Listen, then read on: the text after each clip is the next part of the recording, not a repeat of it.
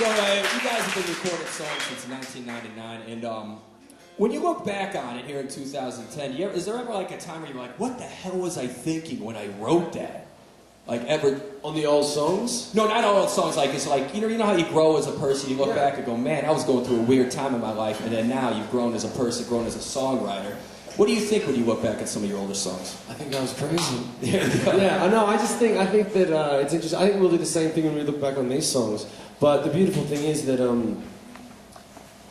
music is a soundtrack to whatever period in your life you're at when you listen to it. So when I listen to our old records and stuff, I remember where I was, how old I was, what I was doing, maybe what girl I was dating or what girl dumped me or whatever, and you remember that stuff. But it's not really, after a while it doesn't become as personal, it becomes more of like just a memory the same as a photograph is. Mm-hmm.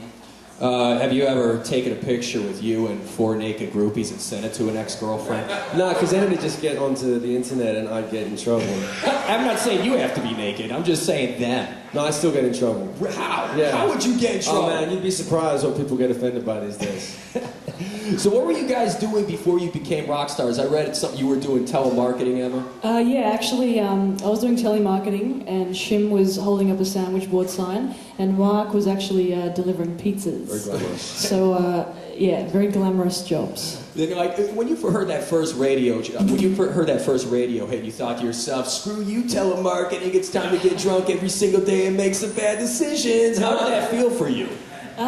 It felt pretty good, actually. I remember the first time we heard our single on the radio. It was we were in LA, and we're actually all driving, piled into Mark's truck, and we heard Rage Against the Machine, and that's one of our favorite bands. And then they announced us and they played our song. We were like, oh, that's amazing. So I will always remember that. It kind of made us sound like pussies. Right. Like everyone sounds like pussies after Rage Against the Machine, so it was hard. Well, the thing is, I was like, have you ever met some of your favorite rock stars? I know you were fans of Silverchair and Rage Against the Machine. Have you ever? We've met quite a few now. I mean, we've been touring now for about 4 straight years. So yeah, we've met Tom Morello from Rage Against the Machine. Actually watched part of our set. Singer from Live. Who else have we met? We've toured with Evanescence. Yes. We love them quite a bit. Nickelback, Brent from Shinedown, who was a big influence on me as a singer.